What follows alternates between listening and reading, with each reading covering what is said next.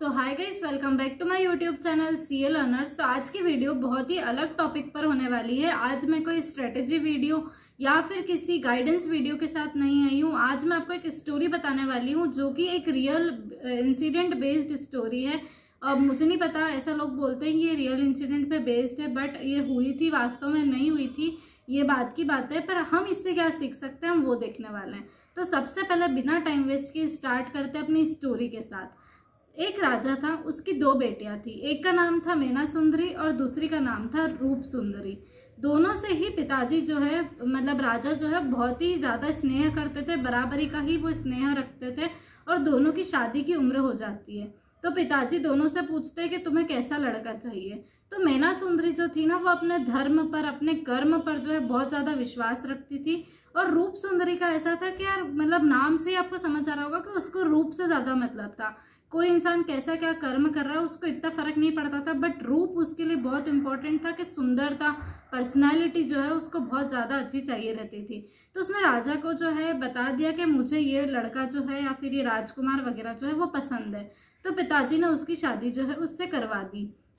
जब राजा ने जो है मैना सुंदरी से पूछा कि तुम्हें कैसा चाहिए, तुम भी बता दो, तो मैना सुंदरी ने बोला कि नहीं पिताजी, मुझे जो है आप जैसा आपको उचित लगे वैसा कर दो। तो पिताजी ने बोला कि नहीं, फिर भी तुम बताओ तो सही। ऐसे करते करते जो पिताजी हमेशा पूछते, मैना सुंदरी ऐसा बोलकर जो है बात खत्म कर देती थी। तो एक दिन राजा ने भरी दरबार में, लाइक सभा जो रहती है, दरबार जो है वो पूरा सब बैठा हुआ रहता है, तो उसके बीच में जो है मैना सुंदरी से ऐसे एक बात निकली। तो मैना सुंदरी से उसने पूछा कि कर्म बड़ा या फिर मैं जो करूँ वो बड़ा। तो बाकी सब जो है दरबार में जितने भी लोग बैठे हुए थे, राजा के खिलाफ तो कोई बोल नहीं सकता, तो सबने बोल दिया कि राजा आप जो करो वो बड़ा, कर्म से कुछ नहीं होता। तो मैना सुंदरी जो है अपनी पिताजी का जो है बात का अपोजिशन करते हुए कहती है कि नहीं पिताजी, आप जो करो वो बड़ा नहीं है, जो कर्म करें, जो काम अपने आप होगा वो जो है वो बड़ा होगा, जो ऊपर से लिखा हुआ रहेगा वो सबसे बड़ा होगा। तो पिताजी को एकदम गुस्सा आ गया कि यार इसने जो भरी सभा में मेरी इंसल्ट कर दी। तो उन्होंने बोला कि अच्छा, तू ये बोल रही है ना कि प्यार वो करते थे, बट डेफिनेटली राजा का स्वभाव ऐसा था कि उनको एकदम गुस्सा आ जाता था। तो उन्होंने बोल दिया कि अच्छा, कर्म करे जो बड़ा और मैं करूँ जो बड़ा नहीं है, तो एक काम कर, वो जो कोड़ी दिख रहा है ना उससे शादी कर लेगी तू, ले अब कर्म जो करेगा वो बड़ा हो जाएगा। तो मैना सुंदरी ने बोला कि ठीक है पिताजी, आप जैसा बोलेंगे मैं वैसा कर लूंगी, और बाकी जो मेरी किस्मत में लिखा हुआ होगा वो होना ही होगा, तो वो हो ही जाएगा।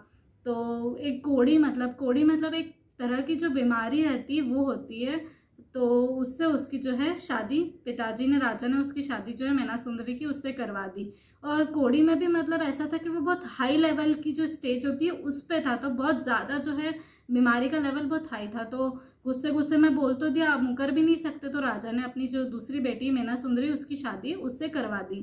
तो शादी हो गई। बाद में कोड़ी ने बोला कि वो भी एकदम ऐसा हो गया कि यार ये क्या हो गया, मतलब इतनी बड़ी राजकुमारी, इतनी अच्छी दिखती है, इतना अच्छा इसका सब स्वभाव, और ये मेरे जैसे शादी करवा दी इससे। तो उन्होंने बोल दिया कि तुम मेरी तरफ से बिल्कुल फ्री हो और मैं इस शादी को नहीं मानता हूँ, आप जहाँ जाना चाहे जा सकते हो, जो करना चाहे वो कर सकते हो, मैं इस शादी को नहीं मानता हूँ। ऐसा वो जो कोड़ी है वो मैना सुंदरी को बोल देता है। तो मैना सुंदरी बोलती है कि आप ऐसा मत बोलो, क्योंकि ये मुझे अपने कर्म से मिला है और मुझे अपने कर्म पर, अपनी किस्मत पर पूरा विश्वास है कि जो होगा ना वो अच्छा ही होगा।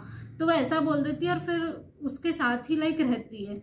तो बाद में जैसे जैसे वो रहते हैं, समय बिताते, तो उसको पता चलता है, मतलब ऐसे वो साधु वगैरह और इनसे जाकर मिलती है, तो उसको पता चलता है कि ये जो कोड़ी है ना, ये पहले मतलब बहुत अच्छा राजकुमार हुआ करता था, बहुत सुंदर हुआ करता था, बहुत ही धनवान था, ये बहुत ही बड़ा राजा था कहीं का। पर इसको ना एक श्राप मिला था, जिसकी वजह से इसकी जो स्थिति है, इसकी जो सिचुएशन है वो ऐसी हो गई थी। तो वहां पर उसको ये सब बातें किसी से पता चलती है और फिर वो उसका उपाय जानती है और फिर कोशिश करती है कि वो उसको सही कर पाए। तो वो ऐसे लगातार कोशिश करती है, बहुत सारी जो है मेहनत करती है, और बहुत समय के बाद धीरे धीरे रिजल्ट जो है उसको दिखने लग जाता है। कोड़ी में धीरे धीरे जो है वो सुधार आने लग जाता है, और फाइनली एक टाइम के बाद जो है कोड़ी बिल्कुल सही हो जाता है, और उसका जो श्राप था वो बिल्कुल दूर हो जाता है, और वापस से वो एकदम धनवान और ये बन जाता है। इतने में ही जो रूप सुंदरी का जो हस्बैंड था, वो एक राजकुमार था, तो वो बुरी आदतों में पड़ जाता है और इसकी वजह से जो आक्रमण भी हो जाता है वहाँ पर, तो वो पूरा जो राज्य है वो पूरा कंगाल हो जाता है और वो ऑलमोस्ट ऐसी पोजीशन पे आ जाते हैं कि अब उनके पास खाने पीने के लिए कुछ भी नहीं बचता है। तो आप ये देखो कि अब उन्होंने स्टार्ट कहाँ से करा था। रूप सुंदरी ने एक धनवान परिवार में देखकर शादी करी थी और अब वो कहाँ पर है, अब खाने के लिए भी कुछ भी नहीं बचा है। और मैना सुंदरी ने बोला कि नहीं, जो कर्म करेगा ना वो अपने आप अच्छा होगा, मैं अपनी कर्म से जो अपनी किस्मत जो है वो बदलने का साहस रखती हूँ, कहीं ना कहीं मुझे किस्मत पर भी भरोसा है और अपने कर्मों पर भी भरोसा है। तो मैना सुंदरी कहाँ से कहाँ पहुँच गई और रूप सुंदरी कहाँ से कहाँ आ गई।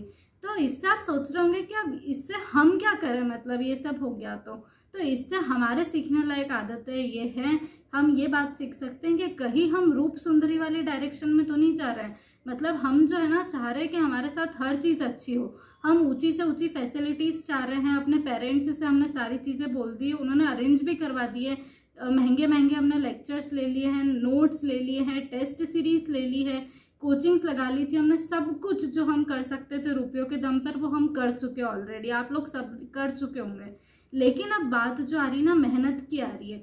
तो मैना सुंदरी से आप क्या सीख सकते हो, आपको जो है उससे सीखना है कि उसको अपने कर्मों पर विश्वास था। कर्मों मतलब वो जो काम करेगी उसको अपने काम पर विश्वास था कि मैं अपने कर्म से, अपने कामों से जो है अपनी किस्मत भी बदल सकती हूँ। तो ठीक है, उसके कैसे से शादी हुई थी और वो उसको कहाँ पहुँचा दिया उसने। तो वैसे ही अब मैं बोल रही हूँ कि भले ही आपके पास कोई फैसिलिटीज ना भी हो या फिर हो भी सही, तो जो भी हो आप अभी भी कुछ न कुछ अपना कर सकते हो। और अभी भी आप एग्जाम्स जो है, हमारा जो मेन गोल है एग्जाम्स, वो डेफिनेटली आप क्लियर कर सकते हो। पर आखिर कैसे? सबसे फर्स्ट थिंग आपको ये देखना है कि आपके पास भले कितना भी टाइम लेफ्ट हो, अब पहले आपने क्या करा उससे कोई फर्क नहीं पड़ता है। 20-25 दिन जितने भी अभी आपके पास हाथ में जो बचे हुए हैं उसमें आप ज़्यादा से ज़्यादा क्या कर सकते हो। अगर आपने अभी तक कुछ भी नहीं करा ना, तो भी मैं आपको गारंटी बोल रही हूँ कि एग्जाम्स जो है वो क्लियर की जा सकती है। बट कैसे? देखो, पढ़ाई हर कोई करेगा, आपके पास एक जब तक इफेक्टिव स्ट्रेटेजी नहीं होगी ना तब तक कुछ भी नहीं हो सकता है। बट अब आपके मन में आ रहा हो कि स्ट्रेटेजी मतलब क्या, हम आखिर ऐसे क्या प्लान कर सकते हैं। तो सबसे फर्स्ट देखो, अपनी तरफ से ना पूरी मेहनत करो। अब है ना गद्दारी मत करो, क्योंकि अब गद्दारी आप है ना क्या करते हो, बहुत सारे लोग अभी क्या कर रहे होंगे कि पढ़ाई करने का प्रिटेंड करते हैं वो लोग। जैसे कि अगर कोई मम्मी आ रही है उनकी देखने के लिए या फिर कोई और उनको देख रहा है तो वो प्रिटेंड करते हैं।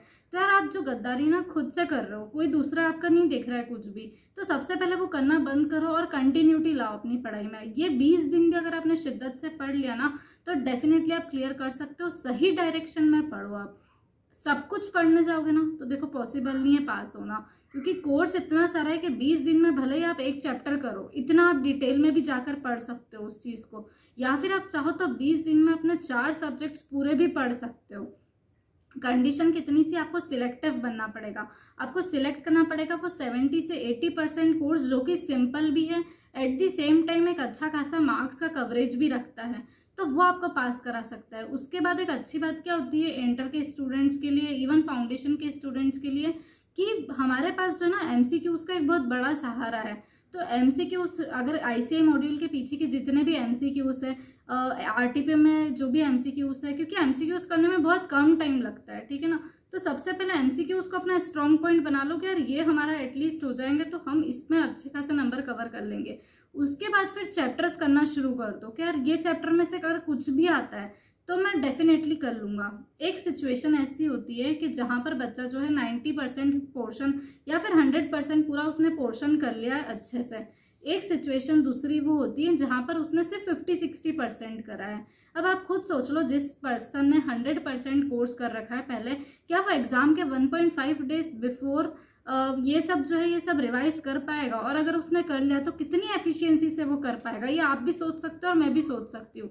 तो हमें उस सिचुएशन में नहीं जाना है कि यार हमने सब कुछ कर लिया पर कुछ एग्जाम में जब लिखने की बारी आई ना तो हमने कुछ भी नहीं लिखा। हमको उस सिचुएशन में अभी फॉल करना है कि हमने भले ही 60% करा है, लेकिन वो 60% हमने इस कदर करा है कि 50 नंबर या फिर 55 नंबर या फिर 60% में से पूरे 60 नंबर जो है हम उसमें स्कोर कर पाए। उस सिचुएशन में हमको जाना है। कम कोर्स करोगे ना तो 1.5 डेज पहले भी आपको दिमाग में एकदम आप प्रिसाइज रहोगे कि यार ठीक है, मुझे सब कुछ नहीं देखना है, मेरा पोर्शन तो सिर्फ इतना सा लिमिटेड हो गया, मुझे इसी पे अपनी पूरी जो क्वालिटी है, अपना जितना भी टैलेंट है, मुझे सिर्फ इतने से पोर्शन पर लगाना है।